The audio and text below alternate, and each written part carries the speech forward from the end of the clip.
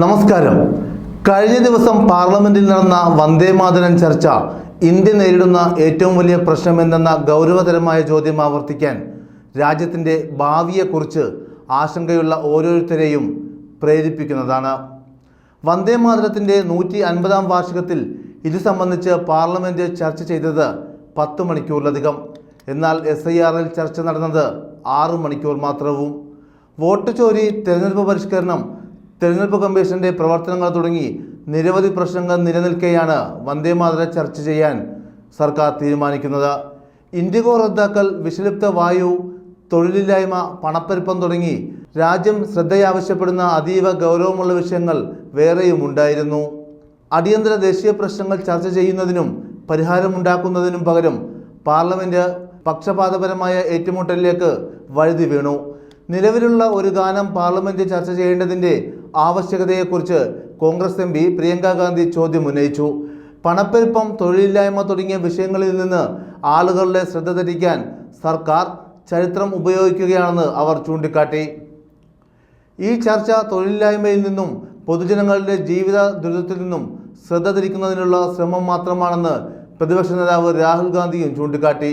രാജ്യസഭയിലും ലോക്സഭയിലും പ്രതിപക്ഷം ചർച്ചയെ എതിർത്തു. വന്ദേമാതരത്തെക്കുറിച്ചുള്ള ചർച്ച BJPയുടെ ഒരു മായാ പദ്ധതിയാണ്. വിഭജനത്തിന്റെ പുതിയൊരു പ്രമേയം തേടുന്ന BJPക്ക് മുന്നിൽ ഇപ്പോഴുള്ള ആയുധം അപരവൽക്കരണമാണ്. വന്ദേമാതരം ചർച്ച ഒരേ സമയം മുസ്ലിങ്ങളെ അപരവൽക്കരിക്കാനും പ്രതിപക്ഷമായ കോൺഗ്രസിനെതിരായി ഉപയോഗിക്കാനുമുള്ള ഇരട്ടക്കുഴൽ ആയുധം അവർക്ക് നൽകി. BJP ആകട്ടെ അത് നന്നായി ഉപയോഗിക്കുകയും ചെയ്തു.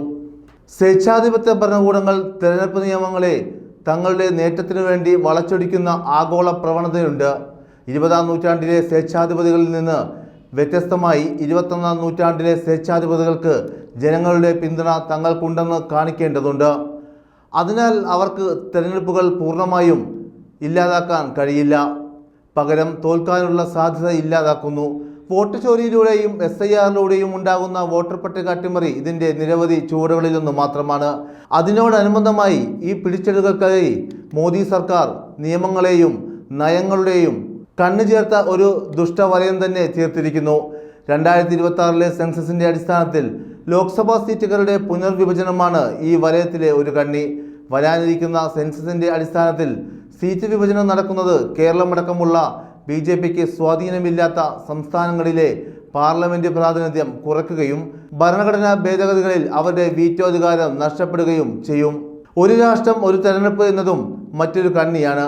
ഒരേ സമയം തെരഞ്ഞെടുപ്പുകൾ നടക്കുന്നത് നിലവിലുള്ള പാർട്ടിക്ക് നേട്ടം വർദ്ധിപ്പിക്കും.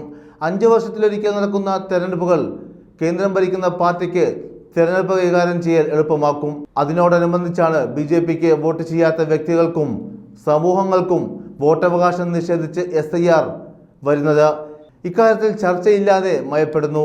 രാജ്യത്തേക്ക് നുഴഞ്ഞുകയറിയവരെ വോട്ടർ പട്ടികയിൽ നിന്ന് ഒഴിവാക്കാനാണ് SIR എന്ന് ആഭ്യന്തരമന്ത്രി അമിത് ഷാ ആവർത്തിക്കുമ്പോൾ ബീഹാർ വോട്ടർ പട്ടികയിൽ നിന്ന് പുറത്താക്കപ്പെട്ടത് 315 വിദേശികൾ മാത്രമാണെന്നും അതിൽ 78 പേർ മാത്രമാണ് മുസ്ലിങ്ങളെന്നും ബാക്കിയുള്ള 237 പേരും നേപ്പാളി ഹിന്ദുക്കളാണെന്നുള്ള വസ്തുത നിശബ്ദമായി നിൽക്കുന്നു. ഇതിനിടയിലെ യഥാർത്ഥ പരാജിതർ ജനങ്ങളാണ്. വോട്ടർ പട്ടികയിൽ നിന്ന് പുറത്താകൽ, തങ്ങളുടെ ഹിതത്തിന് വിരുദ്ധമായി വോട്ടർ പട്ടിക അട്ടിമറിക്കപ്പെടൽ, മലിനമായ വായു, സുരക്ഷിതമല്ലാത്ത വിമാന സർവീസുകൾ, ജോലിക്ഷാമം, തെരഞ്ഞെടുപ്പ് ജോലികൾ കാരണം ആത്മഹത്യ ചെയ്യേണ്ടി വരുന്ന BLOമാർ എന്നിവയെക്കുറിച്ച് രാജ്യം ആശങ്കാകുലരാക്കുന്ന സമയത്ത് പാർലമെന്റ് അതിൻ്റെ ചരിത്രത്തിലെ പഴയ യുദ്ധങ്ങൾ പുനരുജ്ജീവിപ്പിക്കാൻ വിലപ്പെട്ട മണിക്കൂറുകൾ ചെലവഴിക്കുകയായിരുന്നു. ഒരു സമൂഹത്തിൻ്റെ വർത്തമാനകാലത്തിന് ഭൂതകാലം പ്രധാനമാണ്. തെറ്റുകൾ ആവർത്തിക്കാതിരിക്കാൻ ചരിത്രത്തിൽ നിന്ന് ശരിയായ പാഠങ്ങൾ ഉൾക്കൊള്ളാനാണത്. എല്ലാവർക്കും പങ്കിടാൻ കഴിയുന്ന രാഷ്ട്രീയ ഇടം വികസിപ്പിച്ച് ദേശീയ പ്രസ്ഥാനം വിവിധ വിഭാഗങ്ങൾക്കിടയിൽ ഐക്യം കെട്ടിപ്പടുത്തു. ഏതെങ്കിലും വിശ്വാസം അടിച്ചേൽപ്പിക്കുന്നതിന് പകരം പൊതുവായ അടിത്തറ കണ്ടെത്തുന്നതാണ് ബുദ്ധിയെന്ന് ദേശീയ പ്രസ്ഥാന നേതാക്കൾ കരുതി. മുസ്ലിങ്ങൾക്ക് താല്പര്യമില്ലെങ്കിലും വന്ദേമാതരത്തിന് സ്വാതന്ത്ര്യ സമരത്തിൽ ഇടം ലഭിച്ചത് അങ്ങനെയാണ്. ഈ ഏകീകരണ പദ്ധതി വലിയ തോതിൽ വിജയിച്ചു. എങ്കിലും മതേതരവും ഭരണഘടനാപരമായ ഇന്ത്യൻ പൊതുതത്വമല്ലാതെ മറ്റേതെങ്കിലും സ്വത്വത്തെ പ്രോത്സാഹിപ്പിക്കുന്നത് അപകടകരമാകുമെന്ന് രാഷ്ട്രശില്പികൾ കരുതി.